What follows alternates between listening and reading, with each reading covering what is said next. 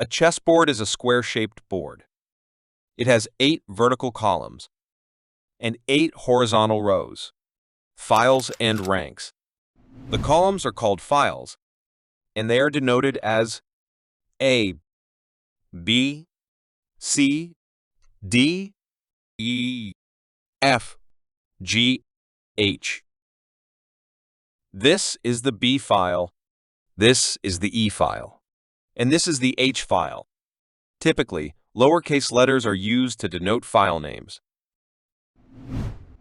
The rows are called ranks, and they are denoted as 1, 2, 3, 4, 5, 6, 7, 8. This is the first rank, this is the third rank, and this is the 7th rank. At the edges of the board, you'll find these symbols that represent the names of files and ranks, which are known as coordinates. Since there are 8 files and 8 ranks, the chessboard is divided into 64 small squares. These squares are marked with 2 different colors so that adjacent squares are always of different colors, while diagonal squares are of the same color. Typically, black and white are used, but you can choose any color combination you like. In this example, white and green are used, because using a black piece on a black square could be confusing. Squares and their names. Chessboard boxes are referred to as squares. The white squares are called light squares, and the black squares are called dark squares.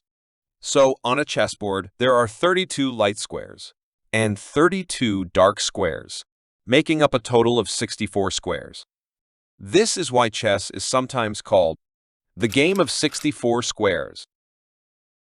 Each square has a unique name based on the file and rank it's located in. The name of the square is formed by combining the file and rank it belongs to, in which the file's name always comes first. For example, this square is located on the E file, and the 5th rank, so its name is E5. This square is located on the F file, and the 2nd rank, so its name is F2. From black's perspective, this square is located on the G file, and the 6th rank, so its name is G6.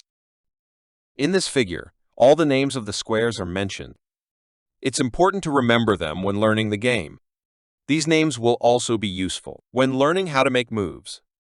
It's also essential to know the color of each square, which is something advanced players often consider. We'll discuss this in detail later, but for now, just knowing the square names is enough. You should always remember that H1 and A8 are light squares, meaning they will always be white. Besides files and ranks, there's another way to divide the chessboard, and that's by using diagonals. Diagonals are useful when making diagonal moves, such as with the bishop, queen, or pawn. Some examples of diagonals are a 1 to H8, D1 to H5, F1 to A6, etc. For now, this basic understanding of the chessboard is enough.